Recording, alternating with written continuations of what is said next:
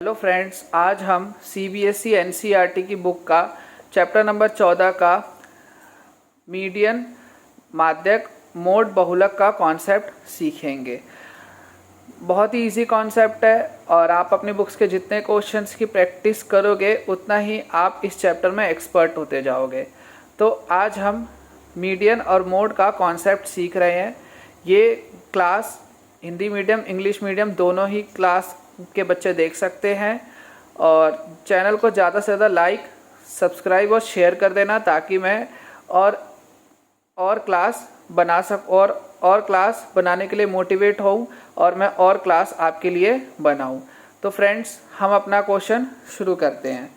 तो जैसे आपको क्लास इंटरवल दे रखा है 50 से 70, 70 से 90, 90 से 110, 110 से 130, 130 से 150, 150 से 170 और फ्रीक्वेंसी आपको दे रखा है 18, 12, 13, 27, 8, 22। आपको फाइंड क्या करना है?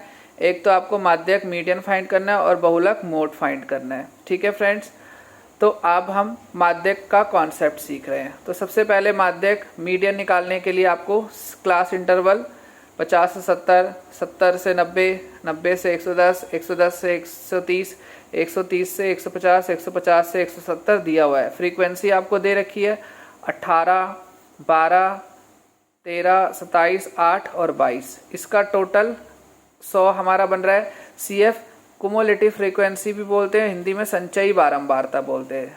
बनता कैसे है? फर्स्ट प्लेस पे जो आपकी फ्रीक्वेंसी F होती है वही आपकी CF होती है, फिर उसमें आप जोड़ते चले जाओगे। तो 18 में 12 जोड़ा 30, 30 में 13 जोड़ा 43, 43 में 27 जोड़ा 70, 70 में 8 जोड़ा आपने तो 78, 78 में 22 जोड़ा तो आपका आ गया 100। हमेशा ध्यान रखना जो भी आपका F का टोटल होगा वो हमेशा CF के लास्ट डिजिट से मैच करना चाहिए। जैसे यहाँ पे टोटल 100 है तो यहाँ पे भी 100 आना चाहिए। अगर ऐसा नहीं हो रहा तो आपका क्वेश्चन में कुछ आपने कैलकुलेशन में गलती करी है। तो अब हम स्टार्ट करते हैं। इंग्लिश मीडियम वाले इस तरह से प्रेजेंट करेंगे n/2th टर्म मीन्स 100 अपॉन में 2th टर्म, 50th टर्म।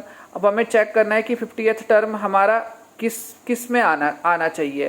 तो देखो 50th टर्म हमारा इसमें आना चाहिए 44 से लेकर 70 तक की वैल्यू इसके अंदर आ सकती है। तो ये 50th टर्म हमारी इसमें आएगी। तो इसके सामने वाला F हो गया और उसके सामने वाला दोनों में जो लोअर है वो हमारा L हो गया और उसके ऊपर वाला हमारा CF हो गया।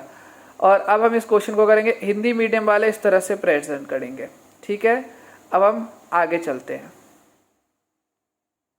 तो हमारा माध्यक मीडियन का फॉर्मूला होता है L plus n/2 minus CF upon में F इंटू H।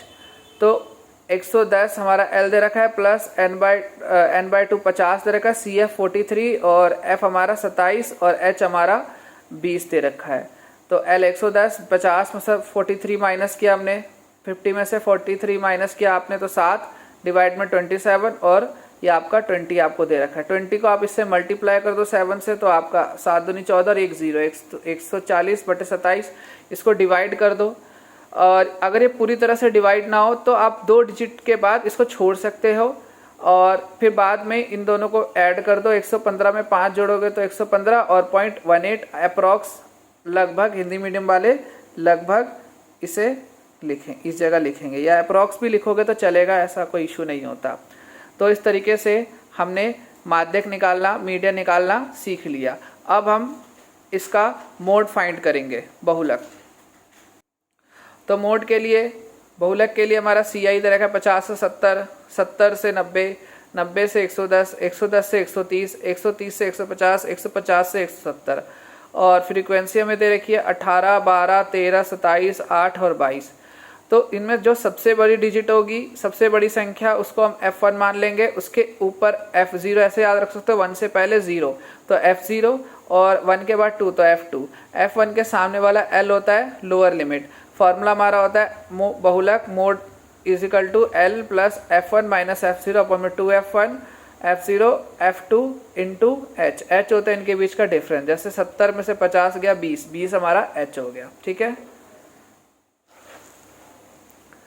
तो अब L हमारा 110, F1 हमारा 27, F0 13, 2F1 मतलब 2 इंटू 27 माइनस 13 माइनस 8 और h होता है हमारा 20। तो ये हमारा 110 L प्लस 27 में से 13 गया 14 और 27 दूनी 54, 54 और माइनस माइनस माइनस का 21 और इंटू h हमारा 20। तो 110 14 54 में से 21 गया तो आपका 33 और इंटू 20 33 इंटू 20। अब ये 20 को आप मल्टीप्लाई कर दो 14 280/33, आप इसको डिवाइड कर दो और पूरी तरह से अगर डिवाइड ना हो तो 0.2 डिजिट के बाद इसको आप रहने दे सकते हो। अब ये आपका 110 प्लस 8.48 आ गया, इन दोनों को प्लस किया तो आपने 118.48, ये आपका अप्रॉक्स लगभग आंसर आ गया। तो इस तरीके से हमने 2-3 क्वेश्चंस बनाने सीखे हैं जिसमें हमने माध्य, माध्यक, बहुलक, मीन, मोड, मीडियन बनाना हमने सीखा है। तो इसी तरीके से आपके जो भी क्वेश्चंस हो जो आपसे सॉल्व नहीं होते आपके एनसीईआरटी की बुक के, तो वो आप मुझे बता सकते हैं कमेंट में, मैं आपके उन क्वेश्चनों का आंसर सॉल्व करके ज़रूर दूंगा। बाकी आप मेरे इस चैनल को लाइक, सब्सक्राइब और शेयर कर देना ताकि मुझे एक मोटिवेशन मिले और मैं और ज़्यादा से ज़्यादा वीडियो आपके लिए बना सकूं। तो इस क्लास में बस इतना ही, बाकी हम नेक्स्ट क्लास में करेंगे। तो इस क्लास में बस इतना ही। Okay, bye friends.